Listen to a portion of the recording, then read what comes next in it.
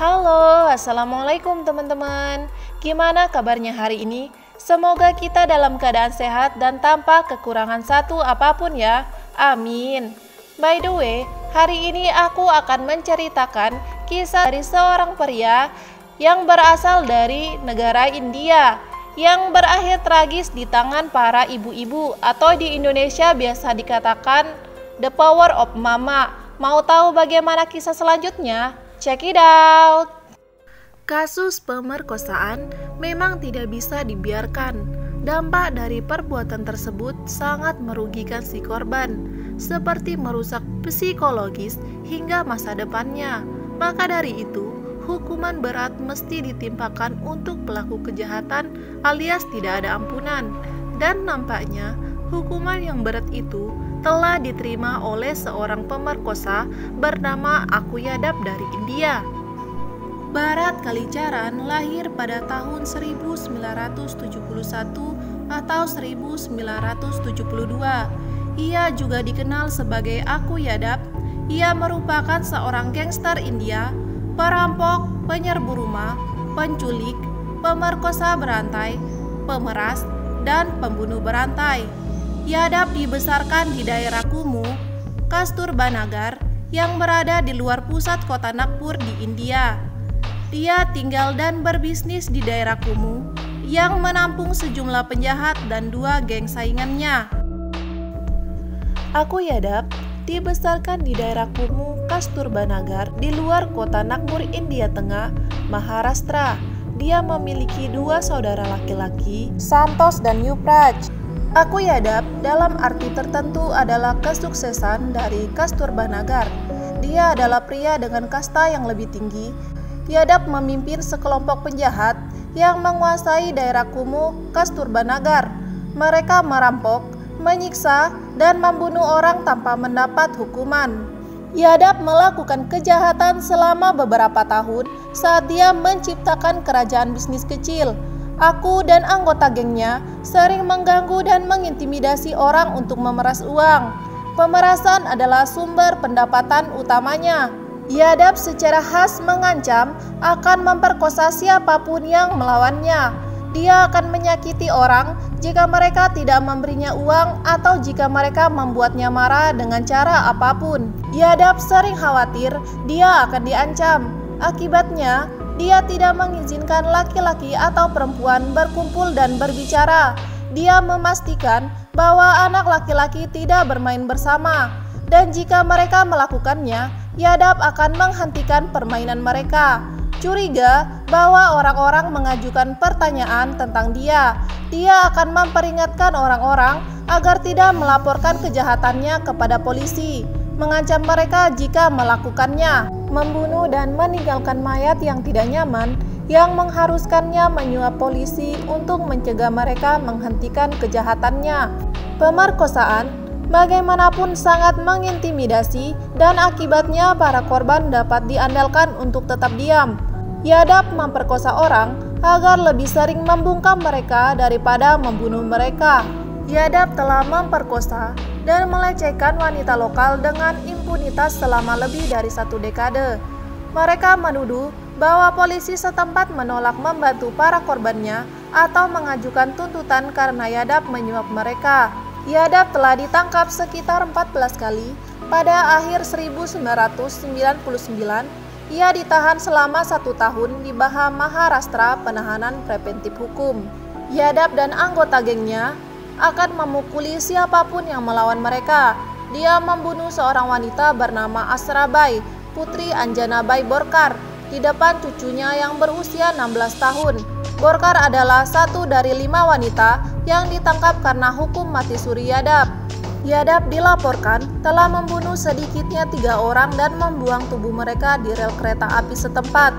Seorang wanita menggambarkan bagaimana dia dan suaminya diserang oleh Yadav. Dia datang ke rumah mereka pada pukul 4 sampai jam 5 pagi. Yadav mengetuk pintu mereka dengan agresif dan mengatakan bahwa dia adalah seorang petugas polisi dan meminta mereka untuk membukanya. Begitu Yadav masuk, dia menikam istrinya di paha dengan pisau. menguncinya di kamar mandi, serta menyeret istrinya dengan rambutnya di tempat di mana dia memperkosanya. Yadap mengizinkannya kembali setelah 3 atau 4 jam.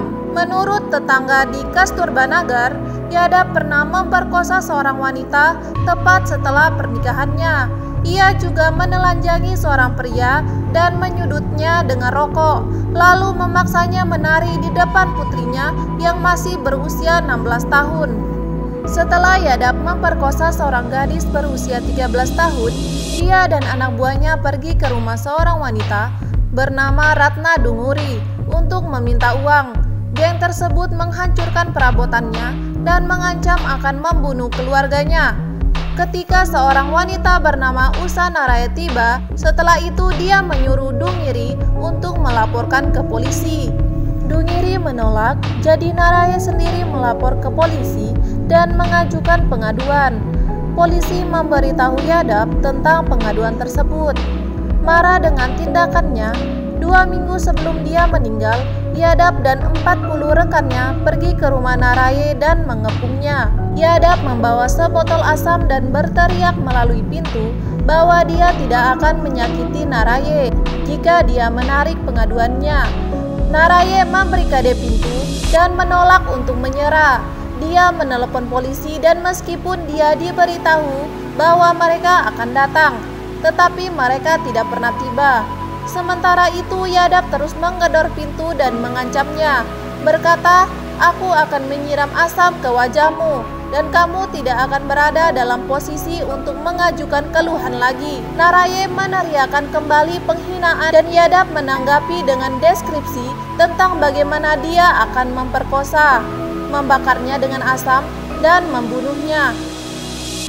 Yadap dan anak buahnya mencoba mendobrak pintu sebagai tanggapan. Naraya menyalakan tabung gas yang digunakan keluarga itu untuk memasak dan mengambil korek api. Dia memperingatkan bahwa jika mereka masuk ke dalam rumah, dia akan menyalakan korek api dan meledakkan dirinya sendiri dan mereka semua. Penjahat mencium bau gas dan meninggalkan Naraya sendirian. Para tetangga mendengar tentang apa yang telah dilakukan Naraya dan sekarang bersedia mengejar Yadap. Ada banyak dalit yang marah di jalan dan mereka mulai memungut tongkat dan batu. Orang-orang melempar batu ke rekan Yadap. Anak buahnya melihat suasana hati orang banyak dan melarikan diri. Para dalit berbaris melalui daerah kumuh dan merayakannya. Pada tanggal 6 Agustus 2004, mereka pergi ke rumah Yadap dan membakarnya. Yadap sekarang mengkhawatirkan nyawanya dan pergi ke polisi untuk perlindungan. Mereka menangkapnya untuk perlindungannya sendiri pada tanggal 7 Agustus 2004. Ibu Yadap mengosongkan rumahnya. Pada tanggal 7 Agustus, Yadap dijadwalkan hampir di pengadilan di distrik kota dengan 500 warga daerah kumuh yang dibungkus selimut. Pada tanggal 7 Agustus, Yadap dijadwalkan hadir di pengadilan distrik kota dan 500 warga daerah kumuh berkumpul. Saat Yadap tiba, salah satu anak buahnya mencoba memberikan pisau yang dibungkus selimut. Polisi gagal memperhatikan ini setelah para wanita itu memprotes. Kaki tangannya ditangkap dan Yadap ditahan kembali. Dia mengancam akan kembali dan mengajari setiap wanita di daerah kumuh itu sebuah pelajaran. Pada tanggal 8 Agustus 2004, sebuah kelompok menyerang Yadap ketika dia dibawa ke pengadilan. Dia selamat dari serangan itu hanya untuk digantung 5 hari kemudian. Setelah polisi menangkap Yadap untuk perlindungannya sendiri, sidang jaminan dijadwalkan untuknya pada tanggal 13 Agustus 2004 di Pengadilan Distrik Nagpur, India. Kabar menyebar ke lingkungan sekitar bahwa dia akan dibebaskan. Polisi berencana menahannya sampai semua orang tenang dan kemudian membebaskannya. Sidang jaminan seharusnya berlangsung bermil-mil jauh di pusat Nagpur. Ratusan wanita berbaris di daerah kumuh ke gedung pengadilan membawa pisau sayur dan bubuk cabai, berjalan ke ruang sidang dan duduk di dekat bagian depan. Yadap masuk dan percaya diri serta tidak menyesal. Sekitar pukul 2.30 hingga jam 3 siang, ketika Yadap muncul, dia melihat seorang wanita yang telah diperkosanya. Yadap mengejeknya, menyebutnya pelacur dan mengatakan akan memperkosanya lagi. Polisi hanya tertawa. Wanita itu mulai memukul kepalanya dengan alas kakinya. Dia memberitahu Yadap apakah dia akan membunuhnya atau dia harus membunuhnya dengan mengatakan, "Kita tidak bisa berdua hidup di bumi ini bersama-sama. Kamu atau aku yang akan meninggal." Yadap kemudian digantung oleh gerombolan 200 hingga 400 wanita yang muncul. Ia ditikam sedikitnya 70 kali dan bubuk cabai serta batu dilemparkan ke wajahnya. Bubuk cabai juga dilemparkan ke wajah petugas polisi yang menjaganya. Petugas polisi kewalahan dan ketakutan, lalu melarikan diri. Salah satu korbannya juga memotong penisnya. Pembunuhan itu terjadi di Pengadilan Distrik Nagpur nomor 7 di lantai marmer ruang sidang. Saat dia digantung, Yadap merasa ngeri dan berteriak, "Maafkanlah saya tidak akan melakukannya lagi." Setiap wanita setuju untuk menikam Yadap setidaknya sekali. Darahnya ada di lantai dan di dinding ruang sidang. Dalam 15 menit, Yadap tewas. Saat itu Yadap berusia 32 tahun. Masa terus menyerang mayatnya. Para wanita kembali ke Kasturba Nagar untuk memberitahu suami dan ayah mereka bahwa mereka telah membunuh Yadap. Daerah kumuh merayakan dan keluarga memasak musik dan menari di jalanan, membeli makanan dan membagikan buah kepada teman-teman mereka. 5 wanita ditangkap segera tetapi dibebaskan setelah demonstrasi di kota. Setiap wanita yang tinggal di daerah kumuh setempat mengaku bertanggung jawab atas hukuman mati itu. Rusya Naraye ditangkap dan dituduh melakukan pembunuhan, begitu pula wanita lainnya. Kerumunan 400 wanita dan lebih dari 100 pria dan anak-anak berkumpul di gedung pengadilan untuk mendukung para wanita. Massa mengatakan mereka tidak akan bergerak sampai para wanita itu diberi jaminan. Pada tahun 2012, Naraye dibebaskan. 21 orang lainnya, termasuk 6 wanita, juga ditangkap dan dibebaskan karena kurangnya bukti.